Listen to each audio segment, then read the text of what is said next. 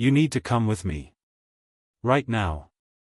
That's all the hotel manager said, his voice low and careful, like he was delivering news about a death in the family. I had just signed the dinner check.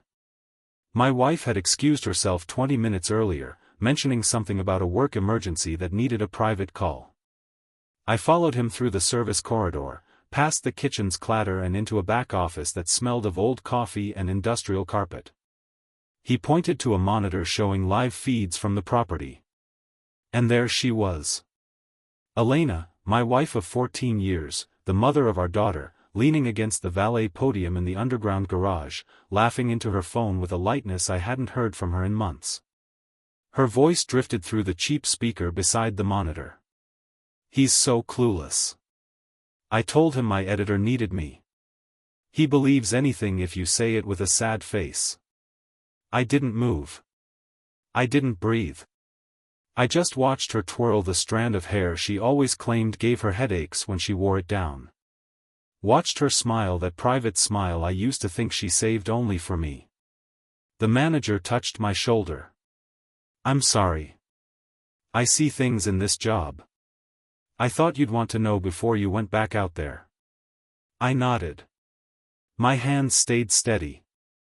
I walked back through the corridor, collected our coats from the chair, and when she returned 5 minutes later with that practiced look of professional concern, I kissed her cheek and told her I hoped her work situation resolved itself. She had no idea. None. The timer had already started. Hi. My name is Marcus Webb. I spent a decade as a criminal psychologist before I opened my own security consulting firm. You learn to read people in ways they don't want to be read. Micro-expressions. Inconsistencies in narrative. The gap between what someone says and what their body believes. And Elena, my Elena, had become a textbook case of deception right under my roof. That night, I lay beside her in our bed. Studying the rhythm of her breathing, memorizing the way she slept with her phone clutched against her chest like a talisman. I had questions. Hundreds of them. But I also had training. And that's what makes a predator dangerous. The patience to wait. I didn't confront her. I didn't rage or accuse. I observed. The changes that had seemed gradual over the past 8 months suddenly snapped into sharp focus. The new wardrobe she claimed was for her confidence. The late editorial meetings at the magazine that never appeared on the publication schedule. The locked bathroom door during her showers. The perfume she started wearing, something dark and foreign that she said reminded her of her mother, except her mother had worn gardenias her entire life. I said nothing. Instead, I rebuilt something quietly. A timeline. Every departure, every excuse, every shift in her emotional weather. I logged it all. Then I reached out to someone from my old life.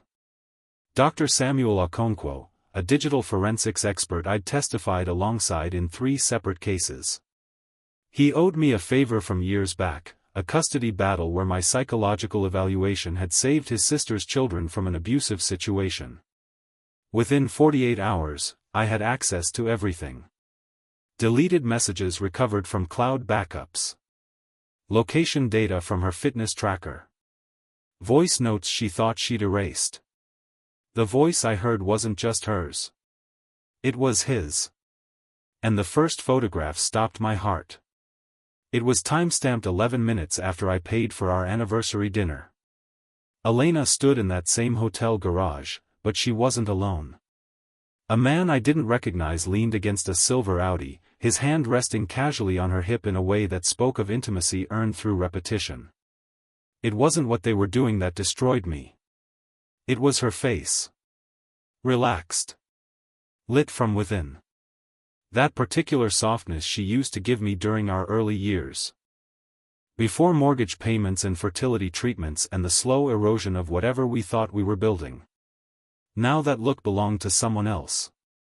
I stared at that image longer than any professional would advise. I'm Marcus Webb, a man who had built his career on understanding the architecture of deception, learning in real time what betrayal actually tastes like. Not the cinematic version with shattered glass and screaming accusations. Just this cold, persistent nausea that settles behind your sternum and makes every breath feel borrowed. I didn't confront her. I upgraded my strategy. First, I retained Margaret Chen, the most ruthless family law attorney in the city. Discreet, expensive, and absolutely merciless when it came to protecting male clients in infidelity cases. We opened a file, built a comprehensive timeline, documented every financial transaction. Then I met with our wealth manager and asked one specific question. If marital assets were being diverted without my knowledge, how quickly could we trace the pattern and freeze the flow? His answer depended entirely on how sophisticated she believed herself to be. The investigation revealed she wasn't sophisticated at all. Just careless in ways that would cost her everything. Elena had been siphoning funds from our joint investment account for 7 months, transferring increments small enough to avoid automatic alerts, routing them through a shell corporation registered in Delaware. The corporation's name incorporated his initials. J.D. Holdings. Jonathan Dane. I knew his name before I knew his face. I didn't flinch when I reviewed the documents. I signed the necessary papers, froze the primary accounts, transferred the deed to our brownstone into a protected trust established years ago when my mother co-signed the original mortgage. Elena couldn't sell it, couldn't leverage it, couldn't touch it. She didn't know yet. But in 72 hours, she would walk into a meeting that would redefine every assumption she had about our marriage. Because I had invited them both. I reserved a conference suite at a private business club in the financial district. Neutral territory. Professional atmosphere. Forgettable to anyone who might later ask questions. 2 chairs arranged across from mine. 1 leather portfolio. 1 sealed envelope containing everything. Elena believed we were meeting a potential investor for my firm's expansion into European markets. Jonathan believed he was discussing security consultation opportunities for his real estate developments. Neither knew the meeting was with me. They arrived together. Not touching, not holding hands, but standing close enough that the intimacy was undeniable to anyone paying attention. He wore an expensive suit that couldn't hide his softness. She wore the earrings I had given her for our 10th anniversary, the ones that matched her mother's antique set. I stood when they entered. Elena's face drained of color so rapidly I thought she might collapse. Jonathan froze, his hand still on the door handle, recognizing something in my expression that his instincts had failed to warn him about. "Sit down," I said. They sat. I am Marcus Webb. And I am not here to negotiate. I didn't raise my voice. I didn't throw the portfolio across the table like some theatrical revelation. I slid it forward with the calm precision of a man who had already won. Inside, Elena would find bank statements, text message logs, photographs, the corporate filing documents with Jonathan's initials, her digital fingerprint on every unauthorized transfer. She didn't open it. She didn't need to. The recognition in her eyes told me she understood exactly what she was looking at. "I can explain," she whispered. "I am not interested in explanations," I replied. "I am here to conclude this chapter. You began something behind my back. I am simply returning the favor. With documentation." Jonathan leaned forward, attempting to project authority he no longer possessed. "You have no legal right to ambush us like this." I laughed once. A single sound without humor. "You ambushed a marriage. I am merely responding in kind. Through proper legal channels." Then I stood. "I have already filed for legal separation. The brownstone is protected. The accounts are frozen pending fraud investigation. And you," I directed toward Jonathan, "should contact your attorney before the regulatory agencies do. Your development projects have certain compliance issues that I suspect won't survive scrutiny." Elena was trembling now. Not from fear, I realized, but from the dawning comprehension that I had never been the man she believed she was deceiving. She had married a psychologist who studied deception for a living, then tried to lie to him for 8 months. The miscalculation was almost tragic. But what neither of them knew, what they couldn't possibly know, was that someone else had been watching this unfold from a distance. Someone who had already booked a flight. That someone was my sister, Detective Vivian Webb. Homicide Division. 15 years on the force. Zero tolerance for betrayal, particularly when it involved her younger brother. She sent one text when I forwarded her the initial files. Don't let her control the narrative. I'll be there Friday. And she was. Hi. Marcus Webb again. Watching my life dismantle itself piece by piece and learning how to stand in the wreckage without losing my balance. By the time Vivian arrived, the first shockwaves had already spread. Elena attempted to regain control through mutual acquaintances, feeding them carefully constructed stories about emotional distance and growing apart. Nothing about infidelity. Nothing about financial fraud. Just two people who had drifted into different lives. But I had already distributed the truth ahead of her. Facts. Documents. Evidence. One colleague called and said, "Marcus, if this is accurate, she didn't just destroy your marriage. She destroyed her own future." I didn't respond. The truth required no commentary. Vivian and I met with Margaret Chen on Saturday morning. My sister brought additional documentation, emergency protective orders, accelerated filing procedures, custody arrangements preemptively structured to prevent Elena from using our daughter as leverage.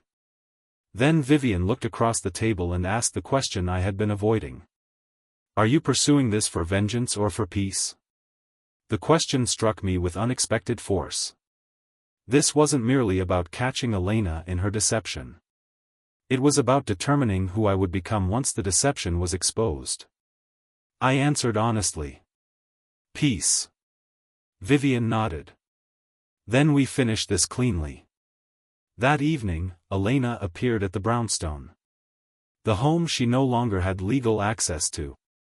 She found the locks replaced, the security system recoded, and a formal notice of legal separation taped to the door she had once entered as a wife. She stood on the front steps for nearly 15 minutes. She didn't knock. She didn't ring the bell. She simply wept into her hands while the security cameras documented everything. And that footage would matter more than she could imagine. Because on Monday morning, her employer would receive it. Elena served as editor-in-chief of a prominent women's lifestyle publication. Their ethics policy was explicit. Any employee involved in financial misconduct, fraudulent expense reporting, or behavior that could damage the publication's reputation was subject to immediate review and potential termination. She hadn't merely betrayed our marriage. She had used her corporate credit card to finance 2 weekend trips with Jonathan, booking them under the cover of non-existent industry conferences. I had the receipts. I had the hotel invoices. I had the proof that her editorial meetings had never existed. I am Marcus Webb. And if you interpret these actions as revenge, you misunderstand my intentions entirely. This is accountability. Nothing more. Nothing less. When Elena was summoned to the publisher's office, she attempted to reframe the situation. She claimed I was retaliating. She suggested this was marital conflict inappropriately spilling into professional contexts. But corporate policy doesn't accommodate emotional narratives. It demands evidence. She was placed on immediate administrative leave pending formal investigation. Her voicemail to me that night lasted 8 minutes. It began with accusations. Shifted to pleading. Collapsed into silence. Then finally ignited into rage. You don't get to destroy my entire life just because you're wounded. I didn't respond. I was sitting with our daughter, watching a film we hadn't enjoyed together in months, not since Elena's moods had begun dominating every room she entered. My daughter laughed. She ate popcorn. She felt safe. And in that moment, I understood precisely what I was protecting. Not the marriage I had lost, but the family I would preserve. The following morning, I met with Margaret Chen and Vivian for what I believed would be our final consultation. The legal machinery was in motion. Asset division. Custody arrangements. Protective documentation. But then Vivian produced one additional file. She slid it across the table with an expression I recognized from her homicide cases. The look she got when evidence revealed something darker than anticipated. "You need to see what he's been hiding," she said. I blinked. I believed we had everything. Vivian shook her head. Not this. What I discovered in those pages altered my understanding of everything. Because Jonathan Dane hadn't merely betrayed me. He had betrayed the wrong family entirely. Vivian's file contained court records from 4 separate jurisdictions. Public databases. Sealed documents she had accessed through professional channels. And something that made my blood run cold. A protective order filed 6 years earlier by a woman using her maiden name. Same man. Different city. Identical patterns. The petition accused him of coercive control, financial exploitation, and psychological manipulation. The case had settled quietly. Buried under non-disclosure agreements. But it existed. And Vivian had found it. I am Marcus Webb. And in that moment, I stopped being a man who simply wanted peace. Because this was no longer about my marriage. This man had a history. A pattern. And Elena had brought him into our daughter's life. I made one phone call to the publisher's legal department. I didn't reveal everything. Just the public record. The court filing. The pattern of behavior. Then I stepped back and watched the final threads unravel. Elena's administrative leave became permanent termination within 36 hours. Not merely for the fraudulent expenses, but because she had introduced a documented predator into a professional environment. She called me from an unfamiliar number that night. Her voice broken. "Please. You've taken everything." I answered with the calm I had learned to project during hundreds of clinical sessions. "I haven't taken anything. I simply stopped protecting you from your own choices." Then I ended the call. The following morning, Jonathan reached out directly. No threats. No demands. Just a single message. "We should talk." I showed it to Vivian. "He's testing for weakness," she said. "Don't give him any." So I didn't respond. Instead, I contacted a former client, a specialist in corporate security and executive protection. He owed me from a case where my psychological profile had prevented a workplace violence incident. Within hours, Jonathan Dane, who had believed he was simply involved with a married woman, was served with a civil complaint and a cease and desist order tied to financial entanglement and prior conduct. His silence afterward spoke more clearly than any apology could have. But one final chapter remained. Because Elena had requested to meet with me in person. Through her attorney. One conversation. No lawyers present. I agreed with conditions. Public location. Limited duration. Documented interaction. She arrived 10 minutes early. No makeup. No jewelry. Just the woman I had married 14 years earlier, stripped of the performance she had maintained for the past 8 months. We sat across from each other in the same cafe where we had planned our wedding, chosen our daughter's name, dreamed about futures that would never arrive. She looked exhausted in a way that sleep couldn't cure. "I know I don't deserve your compassion," she said quietly. I didn't respond. "I didn't think you'd discover any of this," she continued. "Not because you're foolish. Because you trusted me completely." I nodded once. I am Marcus Webb. Sitting across from a stranger wearing my wife's face. Realizing that the true betrayal wasn't the affair itself. Wasn't the lies or the stolen money or the secret meetings. The true betrayal was how easily she had gambled everything we had built for someone who wouldn't even stand beside her when consequences arrived. She reached into her bag and placed something on the table between us. A photograph. Our wedding day. The two of us beneath an ancient oak tree, smiling at a forever we didn't understand was conditional. "You can destroy it," she said. "Burn it." I just couldn't be the only one who remembered anymore. I studied the image. Two young people who believed love was a feeling rather than a choice. Who had no concept of how fragile their promises really were. Then I folded the photograph and placed it in my jacket pocket. "I am not here to punish you," I said. "But I am also not here to rescue you." She bit her lip. Tears finally came. "Will you ever forgive me?" I stood. "I already have. That's how I release you." She didn't follow me out. She remained at the table, weeping over a life she had never imagined she could lose. I walked to my car. Started the engine. Drove home to my daughter. Home to truth. Not to revenge. Just to clarity. Because the distinction between destruction and transformation lies entirely in what you choose to construct afterward. And I had already begun building. The security consulting firm expanded into 3 new markets within the following year. My daughter thrived in the stability we had created.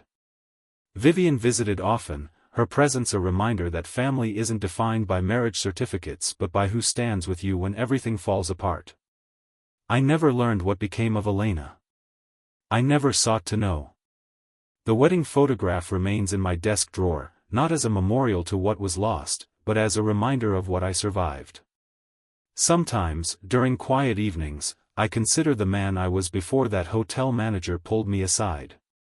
The man who believed that trust meant never looking too closely.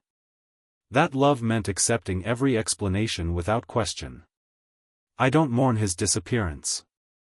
He was a necessary phase, not a permanent identity. The man I became understands that loyalty must be reciprocal to have meaning. That trust is a gift that can be withdrawn when abused. That the strongest response to betrayal isn't rage. It's the calm, deliberate construction of a life that no longer includes the betrayer. I am Marcus Webb. I used to believe that being a good husband meant never checking the shadows. I was wrong. Being a good husband meant being prepared to walk into those shadows when necessary, and to walk back out again with my integrity intact. The marriage ended. The family endured. And in that endurance, I found something I hadn't expected. Not happiness exactly. Something more durable. The knowledge that I could survive the worst revelation of my life and still choose to be kind. Still choose to protect my child. Still choose to build rather than destroy. Elena made her choices. I made mine. The difference between us isn't that I was wronged and she was the wrongdoer. The difference is that when faced with the collapse of everything we had built, I chose to construct something better from the ruins. She chose to hide in the wreckage and blame the architect. The timer I started that night in the hotel didn't count down to revenge. It counted down to freedom. And when it finally reached 0, I discovered that the life waiting on the other side was one I should have been living all along. Authentic. Honest. Unburdened by secrets I didn't know I was keeping. The betrayal exposed everything. Including the truth that I had been holding our marriage together alone for longer than I wanted to admit. I don't hate Elena. I don't wish her ill. I simply don't think about her at all. She occupies the same mental space as any other client I once evaluated and released from care. A chapter completed. A case closed. The file sits in storage, accessible if ever needed, but requiring no regular review. The lessons remain. The pain transformed into something useful. The trust one once gave freely now offered more carefully, but not withheld entirely. That would be allowing her choices to permanently damage my capacity for connection. And I refuse to grant her that power. My daughter asks occasionally about her mother. I answer honestly. Your mother made some mistakes that hurt our family. She's working on her own life now. We wish her well, but we don't see her anymore. The simplicity of this explanation satisfies a child's need for narrative coherence without burdening her with adult complexities she cannot yet process. When she's older, if she asks for more detail, I'll provide it. The truth, always. But age-appropriate. Protective without being patronizing. That's the balance I've learned to maintain. Protection without paranoia. Caution without cynicism. Openness without naivety. The betrayal taught me that these aren't opposites to be chosen between. They're skills to be developed simultaneously. I can trust while verifying. Love while maintaining boundaries. Commit while preserving my autonomy. These aren't contradictions. They're the mature form of the simplistic devotion I once offered without qualification. The hotel manager who showed me that monitor footage sent a card 6 months later. Brief. Professional. Hoping you're well. I appreciated the gesture more than I could express. He had seen something wrong and chosen to intervene, despite the professional risk, despite not knowing how I would respond. That choice marked him as someone who understood something essential about human obligation. We see each other. We warn each other. We don't look away when the truth is uncomfortable. I keep his card on my desk. A reminder that betrayal isn't the only human constant. So is the choice to act with integrity when given the opportunity. For every person who deceives, there's another who refuses to participate in the deception. For every Elena, there's a hotel manager willing to pull back the curtain. The world contains both, and my job is to recognize which type of person I'm dealing with before I commit my trust. The security firm now specializes in exactly this kind of recognition. We help corporations identify internal threats. We help families verify concerns they can't quite articulate. We provide the evidence that allows people to make informed decisions about their relationships, their investments, their safety. The work I do now is the work I should have done on my own marriage. But sometimes you have to survive your own failure to understand how to prevent others from experiencing the same. I don't consider myself a cautionary tale. I'm a case study in recovery. The marriage ended, but I didn't. The trust was betrayed, but my capacity for trust wasn't destroyed. The future I imagined evaporated, but a different future materialized in its place. Not better, necessarily. Not worse. Just different. More honest, perhaps. More grounded in reality than fantasy. More appreciative of what remains than mourning what was lost. Trust, I've learned, isn't about never being betrayed. It's about knowing you can survive betrayal when it comes. It's about building a life so grounded in truth that deception can't find purchase. It's about choosing, every day, to be the person who would rather know the painful reality than remain comfortable in a beautiful lie. I made that choice. I continue to make it. And in that choice, I found something I never expected. Not peace, exactly. Something more active. Something more earned. The right to look myself in the mirror and know that I did what was necessary, what was honest, what was protective of those who depended on me. The marriage ended. The man I was ended. But the story continues. And I'm still here, writing it, one honest day at a time. That's the victory. Not the destruction of those who wronged me. Not the punishment of the betrayer. Just the quiet, persistent fact of survival. Of growth. Of becoming someone who could face the worst and emerge not unscathed, but undestroyed. That's the story I wanted to tell. That's the story I lived. I am Marcus Webb. I was betrayed. I survived. I rebuilt. And I'm still here. That's enough. That's everything.